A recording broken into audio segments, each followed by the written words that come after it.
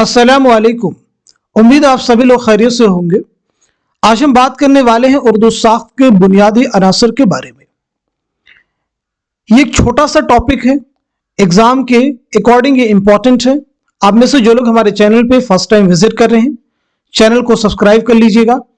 साथ ही साथ में अगर आप हमारे टेलीग्राम चैनल को ज्वाइन करना चाहते हैं, इस वीडियो के डिस्क्रिप्शन बॉक्स में आपको टेलीग्राम चैनल का लिंक मिल जाएगा। वहां से सीधे आप हमारे टेलीग्राम चैनल को ज्वाइन कर सकते हैं और अपने एग्जाम की शानदार प्रिपरेशन कर सकते हैं।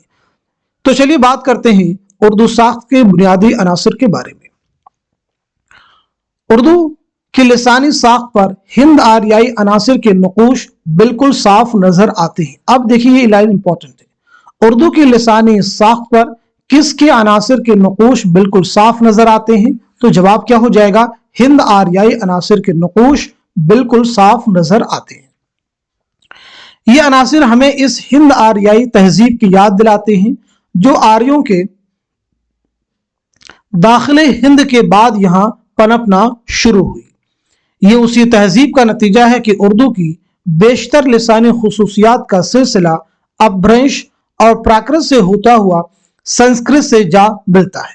अपभ्रंश यानी जुबान का बिगड़ा हुआ, जुबान की बिगड़ी हुई शक्ल, प्राकृत यानी फितरी जुबान। और ये रिश्ता किससे मिल जाता है? इनसे आके संस्कृत से। सौती ढांचा, उर्दू के सौती ढांचे के बारे में अगर बात करें तो उर्दू में 48 सौतिये यानी फोनीम्स पाए जाते हैं। सौतिये किसे कहते हैं? किसी जुबान की वह मुमय्यज यानी डिस्टिंक्टिव साउंड यूनिट्स होती हैं जिनकी तब्दीली से माना में तब्दीली पैदा हो जाती है। मसलन पानी और बानी, इनमें पा और बा की तब्दीली से माना में तब्दीली पैदा हो जाती है। लिहाजा ये दोनों यानी पा और बा दो सौतिये हैं, दो आवाजें हैं, आप समझ सकते हैं। तो उर्दू में कुल कितने सौतिये हैं? 48 याद रखना है। सौतिये किसे कहते हैं? एक बार फिर रिपीट करते हैं। किसी जुबान की वह मुमय्यज आवाजें होती हैं जिनकी तब्दीली से माना में तब्दीली पैदा हो जाती है, जैसे पानी और बानी। उर्दू मुसम्मतें यानी कॉन्सोनेंट्स, उर्दू मुसम्मतें यानी कॉन्सोनेंट्स, मुसम्मतों की एक बड़ी तादाद संस्कृत और प्राकृत से उर्दू में दाखिल हुई है। बहुत इंपॉर्टेंट लाइन है। 15 हाइया आवाजें यानी एस्पिरेट्स हिंद आरियाई माखज मसलन संस्कृत, प्राकृत और अपभ्रंश से उर्दू में आई हैं। ये हाइया आवाजें जैसे फा, भा, था, ढ, छ, ज, ख, घ, ड़, म, न, ल, रा। खालिस अरबी व फारसी मुसम्मतें उर्दू में 6 हैं यानी काफ, फ, ज, ख और गैन। तो यहां पे बात हो गई उर्दू में मुसम्मतों की एक बड़ी तादाद कहां से आई है? एक बड़ी तादाद संस्कृत और प्राकृत से उर्दू में दाखिल हुई। 15 हाइया आवाजें कहां से? संस्कृत, प्राकृत और अपभ्रंश से। और खालिस अरबी और फारसी मुसम्मतें कुल कितने हैं? 6। कौन कौन से यहाँ पे मेंशन किए गए हैं? चलिए आगे बढ़ते हैं। उर्दू मुसव्वतें यानी वॉवेल्स कितने हैं? 10 है। इन 10 मुसव्वतों में 2 दोहरे मुसव्वते यानी डिप्थोंग्स जिन्हें कहते हैं।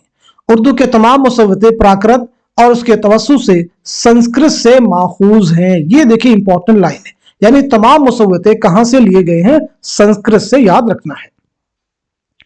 उर्दू की माकूसी आवाजें और माकूसी सौतिये, उर्दू की माकूसी आवाजें 6 हैं जैसे टा, डा, ड़ा गैर हाइया है। इसके बाद में ठा है, ढा है, ड़ा हाइया आवाजें। ये आवाजें भी हिंद आरियाई माखज से उर्दू में दाखिल हुई हैं। हिंद आरियाई, अरबी और फारसी मुश्तरक आवाजें, इनमें देखें उर्दू में 14 ऐसी आवाजें भी पाई जाती हैं जो हिंद आरियाई, अरबी और फारसी में मुश्तरक हैं यानी एक हैं। ये आवाजें ब, त, द, जीम, काफ, मीम, नून, लाम, रा, सीन, शीन, ह, व, या।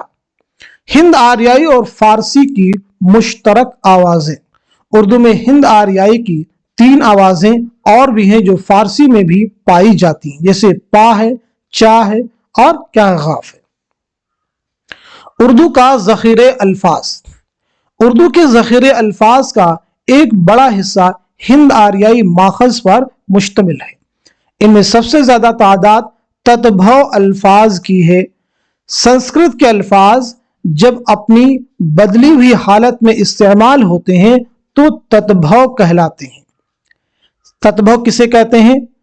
संस्कृत के अल्फाज जब अपनी बदली हुई हालत में इस्तेमाल होते हैं तो तत्भव कहलाते हैं। संस्कृत के अल्फाज जब बगैर किसी तब्दीली के अपनी असली हालत में इस्तेमाल होते हैं तो तत्सम कहलाते हैं। तो तत्भव और तत्सम में क्या अंतर है ये आपको मालूम होना चाहिए। संस्कृत के अल्फाज जब हूबहू इस्तेमाल हो तो तत्सम, और उसमें रद्दो बदल करके इस्तेमाल किया जाए, तब्दीली करके, तो उसे क्या कहेंगे? तत्भव। मसलन लफ्ज दुग्ध खालिस संस्कृत लफ्ज है जो तत्सम कहलाता है। चलिए आगे बढ़ते हैं। लेकिन प्राकृत के लफ्ज दूध को जो दुग्ध से माखूज है, दूध को जो दुग्ध से माखूज है और उसकी बदली हुई शक्ल है, तत्भव कहेंगे। यानी असल लफ्ज क्या है? दुग्ध, और उससे क्या इस्तेमाल होने लगा? दूध। दूध, तो ये क्या हो जाएगा? तत्भव।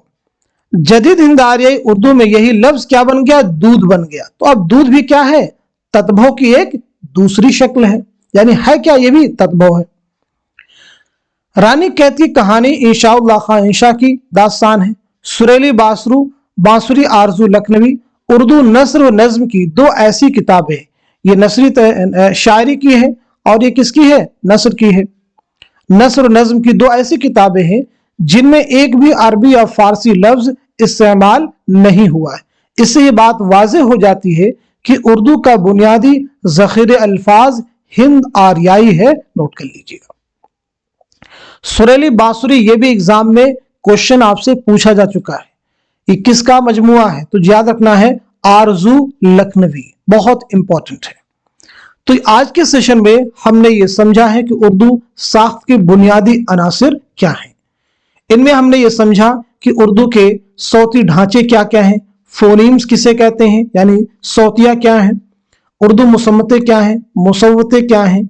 इसी के साथ साथ में उर्दू के ज़ख़ीरे अल्फाज में तत्भव किसे कहते हैं, तत्सम किसे कहते हैं। इन सभी चीजों को आज के सेशन में हम सभी ने मिलकर कवर करने की कोशिश की। ये एक छोटी सी क्लास थी, लेकिन आई थिंक ये इंपॉर्टेंट क्लास है एग्जाम के पॉइंट ऑफ व्यू से। आप में से जो लोग हमारे चैनल पे फर्स्ट टाइम आए हैं, चैनल को जरूर सब्सक्राइब कीजिएगा और इस क्लास को, इस सेशन को खूब शेयर कीजिए ताकि दूसरे लोग भी सेशन से मुस्तफीद हो सकें, क्योंकि बहुत बड़ी तादाद है जिन्हें हमारे चैनल के बारे में मालूमात हासिल नहीं। तो आप सभी जरिया हैं दूसरे लोगों तक इस चैनल की रीच बढ़ाने का। तो इस चैनल की रीच को बढ़ाइए ताकि दूसरे लोग इससे फायदा उठा सकें। इस सेशन को यहीं तक रखते हैं, मिलते हैं अगली क्लास में। तब तक के लिए खुदा हाफिज, अपना ख्याल रखिएगा।